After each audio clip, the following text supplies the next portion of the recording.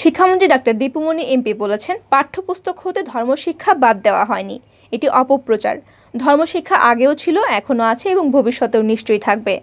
ধর্ম তো নৈতিকতা, মূল্যবোধ শেখার মূল ক্ষেত্র। কাজেই ধর্মশিক্ষা আছে এবং থাকবে।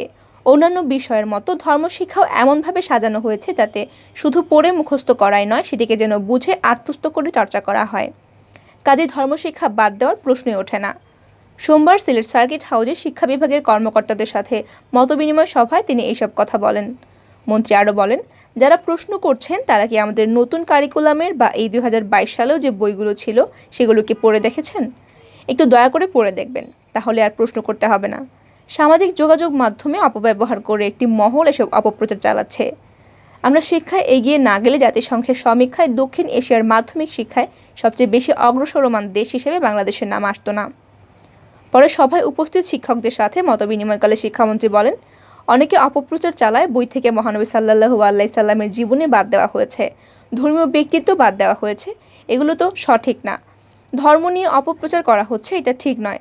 আগের কারিকুলামে যা ছিল সেগুলো বাদ দেওয়া হয়নি। এদিকে কর্মকর্তাদের সাথে মতবিনিময়কালে শিক্ষামন্ত্রী বলেন, সিলেট অঞ্চলে সাম্প্রতিক বন্যায় যেসব শিক্ষার্থীর বই নষ্ট হয়ে গেছে বা হারিয়ে গেছে তাদেরকে নতুন করে বই দেওয়া হবে।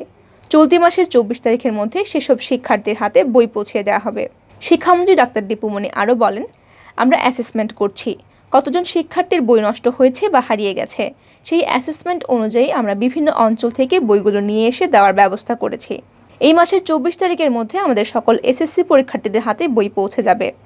এসএসসি ছাড়াও তো অন্যান্য ক্লাসের শিক্ষার্থীরা আছে, তাদের হাতেও বই পৌঁছে দেওয়া হবে। মতবিনিময় সভায় সিলেটের জেলা প্রশাসক মোহাম্মদ মুজিবুর রহমান, সিলেট শিক্ষা বোর্ডের চেয়ারম্যান রমা বিজয় সরকার প্রমুখ উপস্থিত ছিলেন।